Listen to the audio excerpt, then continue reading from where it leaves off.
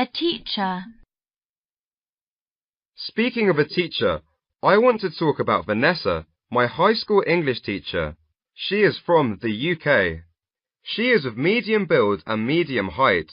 She is a very charming teacher, curly blonde hair, big blue eyes, and sweetest smile that can melt everything. Instead of being an empty shell, she is gorgeous inside and out. She definitely has what it takes to be a great teacher. Easygoing, knowledgeable, conscientious, thoughtful, and humorous. She is not one of those teachers who always force us to learn. Instead, she always inspires us to learn so that we are always willing to show our initiative and passion no matter what we do. Now, I don't have the 4 cues to this prompt in front of me because they didn't include those. But I'm guessing the first cue is probably say who this teacher is. Now, if you look at this answer, he doesn't just say, I want to talk about my high school teacher, Vanessa. She's from the UK. He then goes on to describe what this teacher looks like and also what her personality is like. And you can do the same thing. Even if the cue doesn't say describe what this person looks like, when they say who this person is, you're not limited to just saying what their name is and that they're your teacher or whatever relationship you have with them. You're not limited to that. Especially the part 2 speaking is pretty free.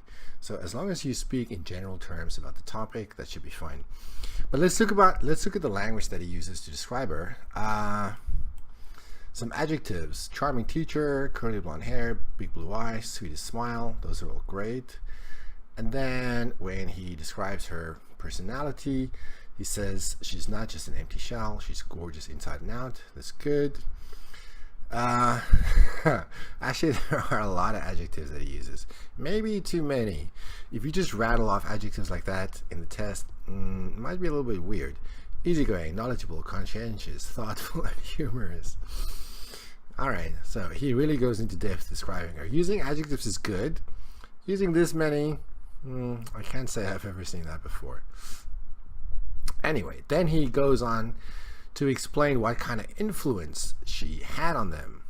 She inspires them to always show their initiative and so on and so on and so on. Before he goes into what actually happens, he spends quite a long time just describing her, and that's fine. You should do that. Give as much details as you can in part 2.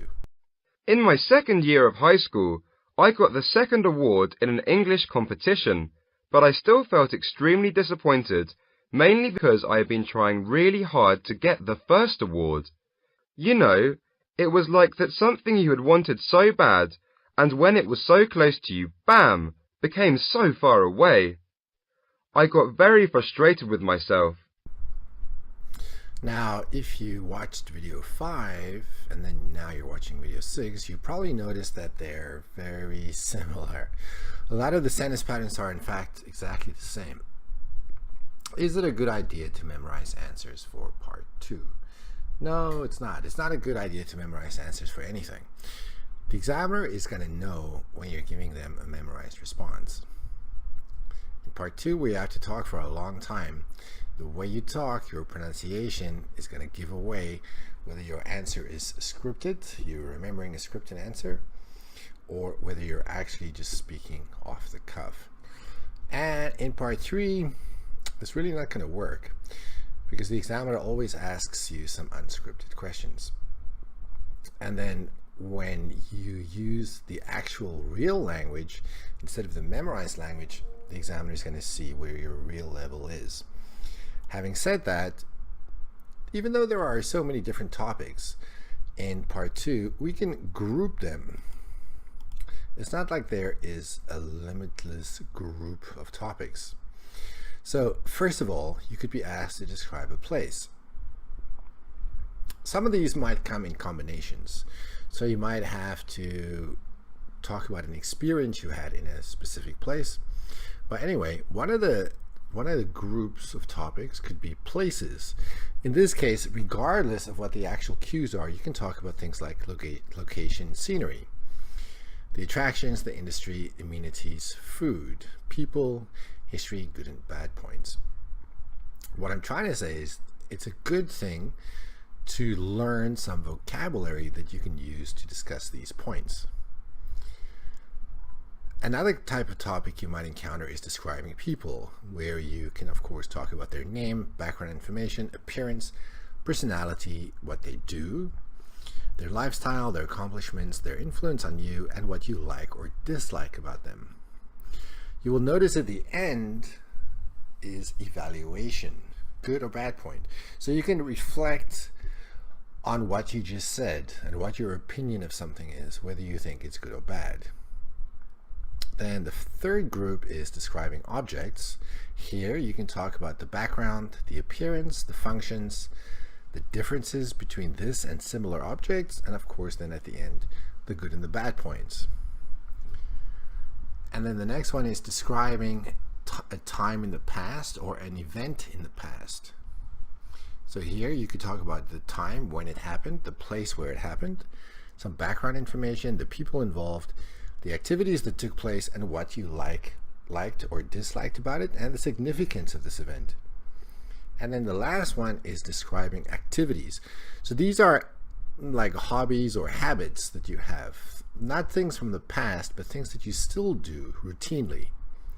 So here you can talk about where and when you do these, who you do them with, how you do these activities, the equipment you might need for them, and again at the end, evaluation, good or bad points.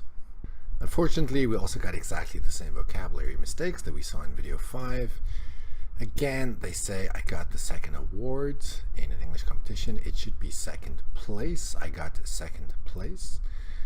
And same thing, I had been trying really hard to get first place, not first award. Now, of course, there can be a first award, like for example, if you're watching the Oscars or whatever. The first award might be for best actor, let's say. The second award might be for best movie. That doesn't mean that you're second place. It just means that the one award comes after the other, time-wise.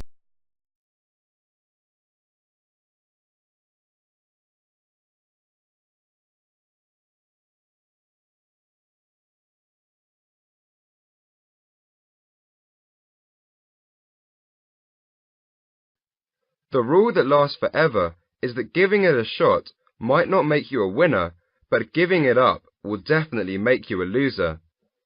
No matter what happened, I am always with you. I am telling you, I was really moved at that moment. Seriously, I learned a lot from these words. Until today, I still remember these words, every single word. These words mean a lot to me.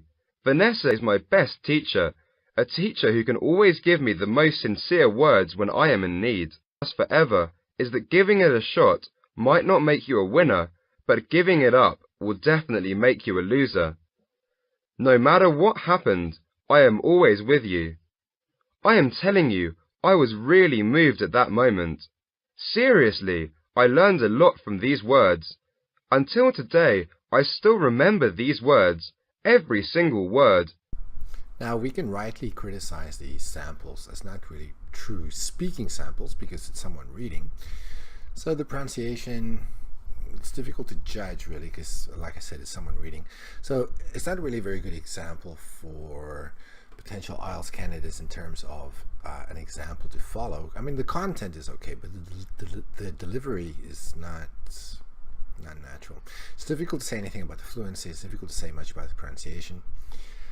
But here we actually see some good things. For example, he said, no matter what happens, I'm always with you. He didn't say no matter. So when people say words with the T sound, like for example, better, very often they say better. So the T becomes like a D sound. This is part of connected speech. And I think I mentioned that before in earlier videos.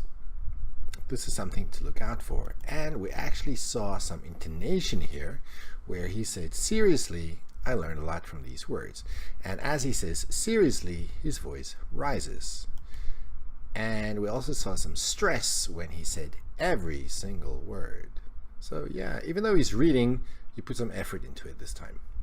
These words mean a lot to me. Vanessa is my best teacher, a teacher who can always give me the most sincere words when I am in need.